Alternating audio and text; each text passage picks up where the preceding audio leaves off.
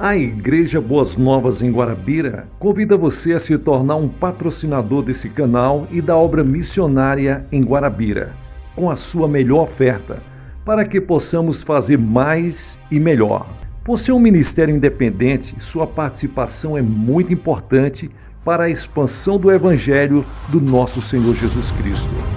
Plante a sua semente de fé através do número da conta ou da chave Pix. Nós pegamos o nome dessa pessoa e colocamos no caderno de oração. Vamos para a mensagem de hoje. David Paul Jung Cho.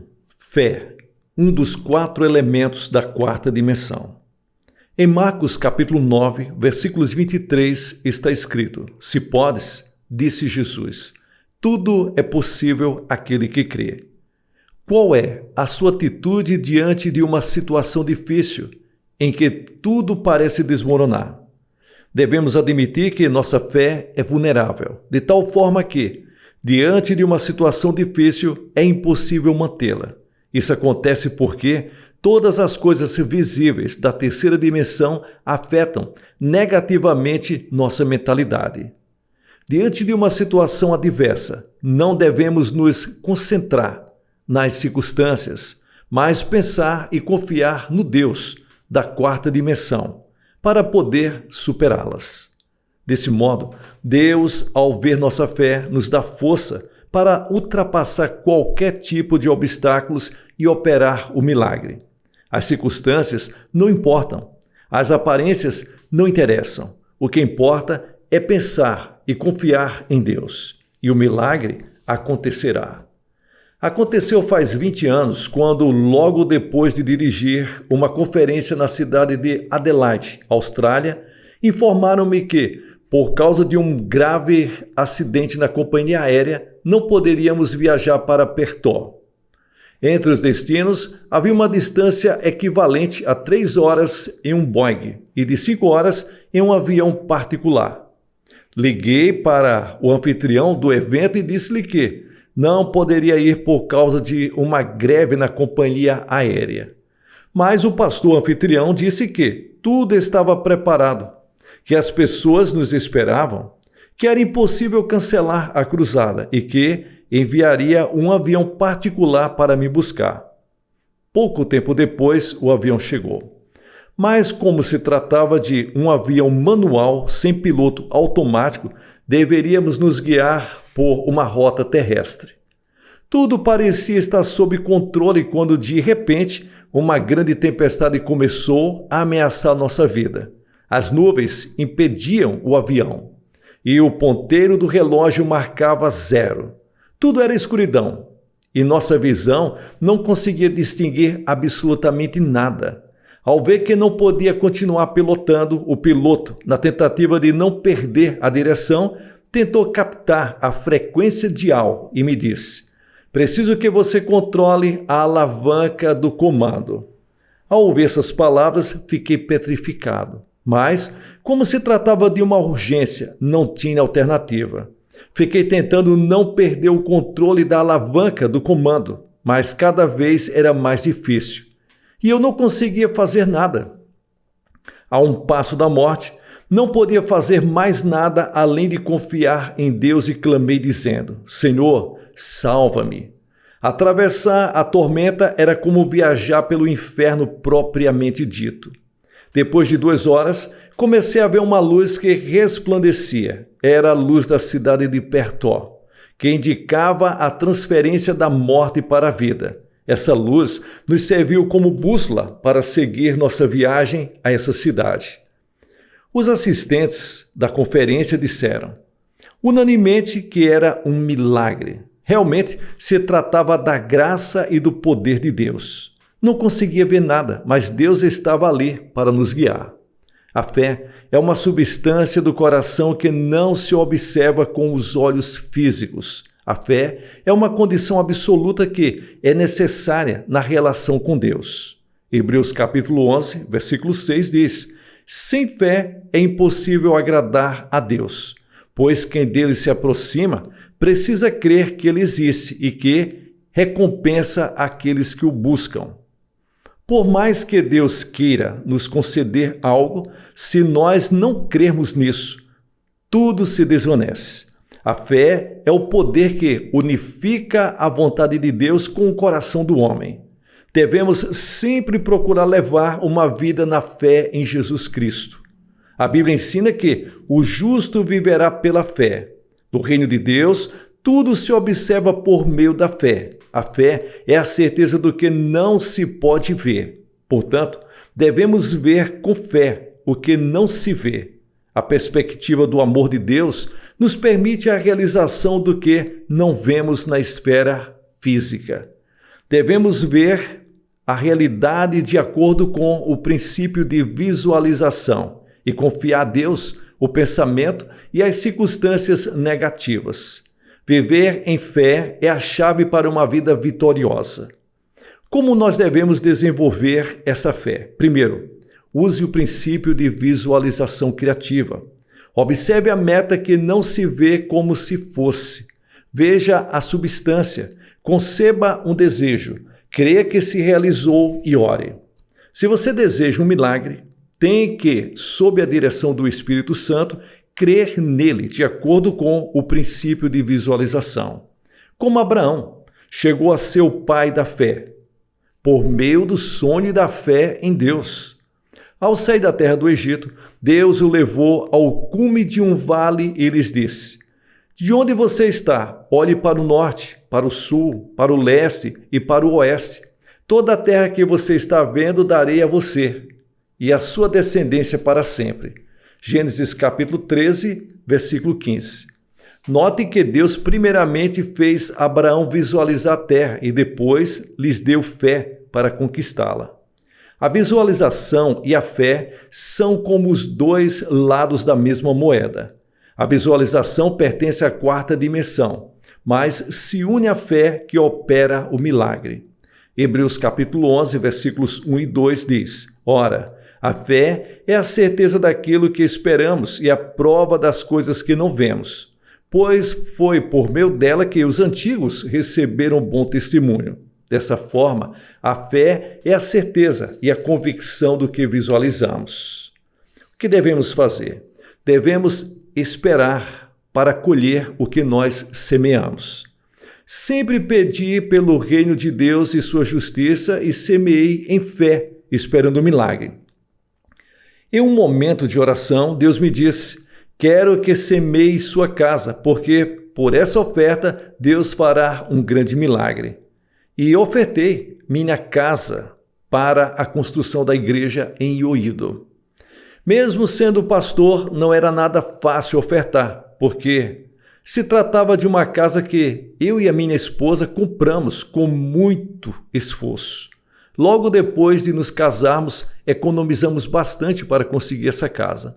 Mas decidi obedecer e Deus realizou um grande milagre, porque a aquisição da terra em Ioído nos permitiu construir uma igreja grande e estender as tendas de nosso ministério. O que agradou a Deus não foi a quantia de minha oferta, mas o fato de semear com fé em obediência à sua palavra. O homem colhe o que semeia. O que semeia pouco, colhe pouco, mas o que semeia muito, colhe muito.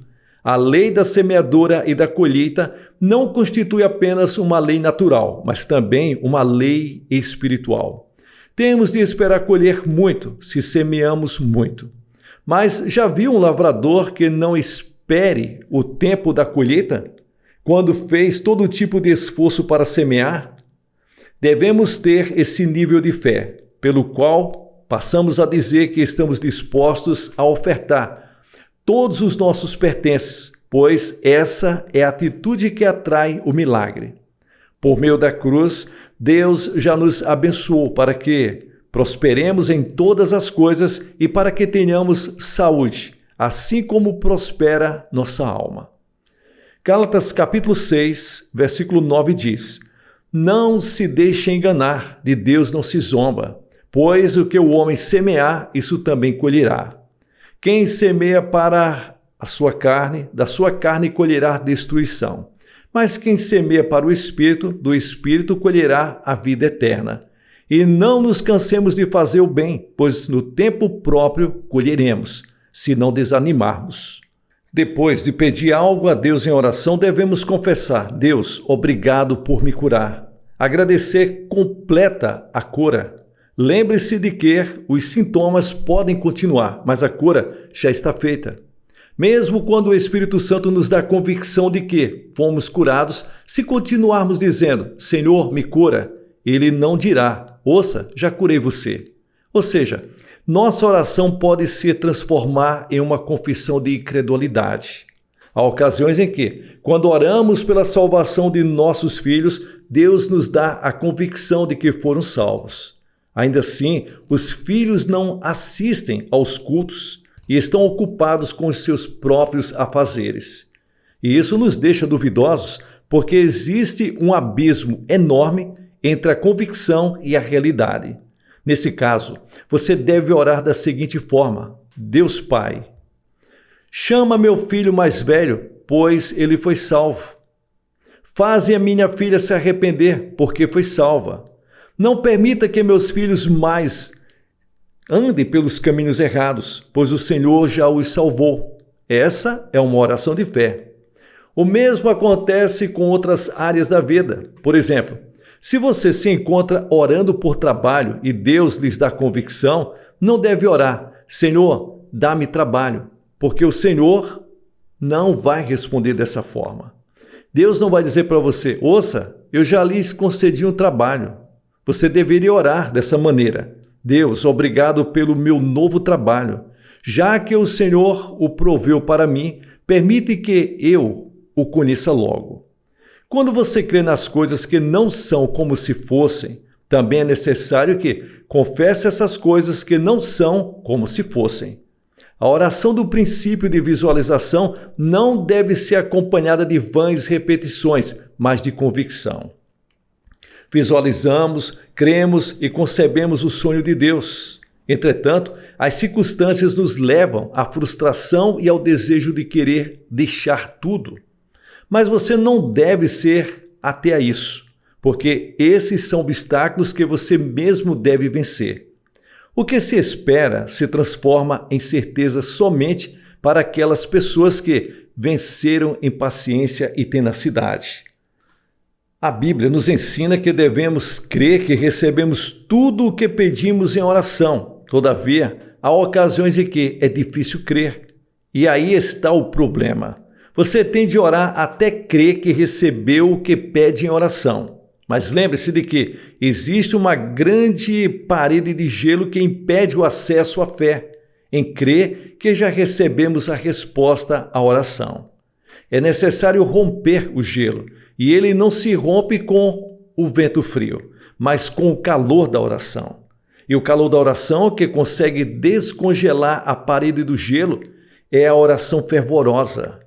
O motivo pela qual muitas pessoas se frustram e não alcançam paz nem convicção é porque não conseguem romper o gelo. É quando o gelo é quebrado que podemos estender a mão para receber a resposta da oração e desfrutar de convicção e paz.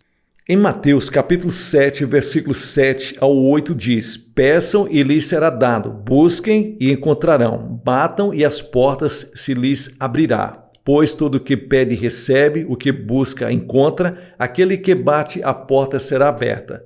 Jesus prometeu que nos responderia em uma escala muito maior do que pedimos ou entendemos. Devemos orar até obter convicção e logo depois de haver rompido o gelo, temos de crer e confessar que recebemos o que pedimos em oração. Isaías capítulo 55, versículos 6 e 7 salienta: Busquem o Senhor enquanto é possível achá-lo. Clame por ele enquanto está perto. Que o ímpio deixe o seu caminho e o homem mau os seus pensamentos. Volte-se ele para o Senhor, que terá misericórdia dele. Volte-se para o nosso Deus, porque ele é bom e é poderoso em perdoar. O renomado pastor inglês Spurgeon diz: a oração é puxar a corda para baixo, a fim de que o sino do céu soe nos ouvidos de Deus. Ou seja, Existe um sino sob o ouvido de Deus, e se puxamos a corda para baixo, Deus escuta e responde às nossas orações. A oração de fé é o canal que transforma a desesperança absoluta em esperança absoluta. Há pessoas que criticam a atitude de orar em voz alta, mas a palavra de Deus diz, em Jeremias capítulo 33, versículo 3, clame a mim, e eu responderei, e lhes direi coisas grandiosas e insondáveis que você não conhece. Clamar significa orar em alta voz. Nos Salmos 145, versículo 19, diz, Ele realiza os desejos daqueles que o temem. Ouve os gritos por socorro e os salva. Devemos orar, clamar até obter convicção e paz no coração. Deus responde às nossas orações quando clamamos com um desejo ardente. Esse é o segredo da oração. A fé unificada entre irmãos se torna uma fé muito mais sólida e firme. A Bíblia ensina, pois onde se reunirem 2 ou 3 em meu nome, ali eu estou presente, eu estou no meio deles. Mateus capítulo 18, versículo 20. Além do mais, Deus abençoa um lugar pela presença de um justo. Por meio da comunhão com os irmãos, podemos estender o reino dos céus e vencer o mundo com muito mais facilidade. Também podemos ser uma fonte de inspiração para muitas almas. Em 1969, o ex-presidente dos Estados Unidos, Dwight Eisenhower, teve um diálogo privado de 30 minutos com o evangelista Billy Graham, quando se encontrava em estado muito grave em uma das salas do hospital nos Estados Unidos. Ao finalizar a conversa, o presidente Eisenhower suplicou ao evangelista que permanecesse por um pouco mais de tempo com ele, dizendo, Pastor, quero continuar conversando com o Senhor. Não se vá, por favor. Bem, pois tem algo mais para dizer? Pastor, ainda não estou certo de poder encontrar-me com Deus. Poderia me ajudar? Para receber o perdão dos pecados, salvação e poder de ser chamado Filho de Deus, basta crer em Jesus Cristo, que sofreu a morte na cruz do Calvário e ressuscitou por nós. Não é por algo que nós façamos. Billy Graham, tomando a mão do presidente Eisenhower, orou por ele. O presidente, com lágrimas nos olhos, disse, Pastor, obrigado. Agora sim, estou preparado para me encontrar com Deus. Tenho paz no meu coração. O presidente Eisenhower faleceu em meio a essa paz. A oração da fé do evangelista Billy Graham fez que tivesse paz antes de sua morte. Dessa forma, se você sente que lhes falta fé, busque um companheiro na fé, pois a sua oração pode ser de grande ajuda. A oração de fé entre irmãos traz paz e convicção. Temos de viver firmando nossos passos na fé, visualizar o reino dos céus e preservar a esperança. Por mais que a realidade nos pareça obscura, não devemos olhar as circunstâncias, mas sim olhar para Deus. Prosseguir em uma vida de fé ativa e positiva, porque Deus fará todas as coisas concorrerem para o nosso bem. Para tanto, necessitamos fazer da fé um hábito espiritual. Devemos desejar o crescimento de nossa fé por meio da palavra, da comunhão com o Espírito Santo e com os irmãos na fé. Dessa forma, viver pela fé é a chave para experimentar o milagre de Deus. Viver pela fé não é algo que se consegue da noite para o dia, mas trata-se de um curso que dura toda a vida. Por isso, o hábito é muito importante. Os grandes homens de fé que aparecem na Bíblia são homens que aprenderam a viver pela fé e forjaram sua vida vivendo pela fé. A fé da quarta dimensão é um elemento que cresce por meio da aprendizagem. Que Deus abençoe a todos vocês, em nome de Jesus. Pessoal, aqui é o pastor Gilson Soares, da Igreja Boas Novas, em Guarabira, na Paraíba, fazendo as locuções das mensagens do reverendo David Young Cho. Obrigado pela sua companhia. Veja se você já está inscrito no canal Boas Novas Guarabira. Dê um like, compartilhe essa mensagem com seus amigos, irmãos e pessoas da igreja. Ouça várias e várias vezes para que você venha pegar determinadas coisas que passaram desapercebido. Fique com Deus. Considere abençoar este canal e a obra missionária na cidade de Guarabira com a sua melhor oferta para que possamos fazer mais e melhor. Se você tiver qualquer dúvida, entre em contato conosco pelo número do WhatsApp ou Telegram que está na descrição desse vídeo. Considere se tornar um dos 300 associados desse ministério. Juntos vamos ganhar almas para Jesus. Você pode ser um missionário através da sua oferta. Receba o chamado de Deus para essa obra. Que Deus te abençoe ricamente e sucesso na sua caminhada.